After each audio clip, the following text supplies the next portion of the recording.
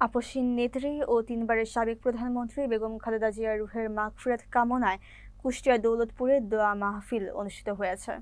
শনিবার বাদ মাগরিব দৌলতপুর হাসপাতাল গেট সংলগ্ন কৃষক দলের কার্যালয়ে ঢাকা মহানগর উত্তর যুবদলের আহ্বায়ক শরীফুদ্দীন জুয়েলের সৌজন্যে ও সার্বিক দিক নির্দেশনায় এই মাহফিলের আয়োজন করা হয়। দোয়া মাহফিলে মরহুমা বেগম খালেদা জিয়ার রুহের মাগফিরাত কামনার পাশাপাশি দেশ ও জাতির শান্তি, গণতন্ত্র পুনরুদ্ধার এবং বিএনপির ভারপ্রাপ্ত চেয়ারম্যান তারেক রহমানের সুস্বাস্থ্য ও দীর্ঘায়ু কামনা করে বিশেষ মোনাজাত করা হয়। অনুষ্ঠানে প্রধান অতিথি হিসেবে উপস্থিত ছিলেন দৌলতপুর উপজেলা বিএনপির সাবেক সদস্য আলাউদ্দিন বাদল।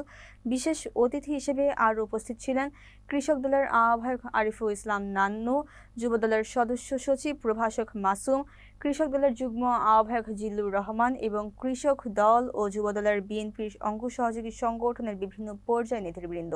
প্রধান অতিথির বক্তব্যে আলাউদ্দিন বাদল বলেন, বেগম খালেদা জিয়া দেশের গণতন্ত্র, স্বাধীনতা ও সার্বভৌমত্ব রক্ষায় আজীবন সংগ্রাম করে গেছেন। তার অবদান জাতি চিরদিন শ্রদ্ধার সঙ্গে স্মরণ করবে।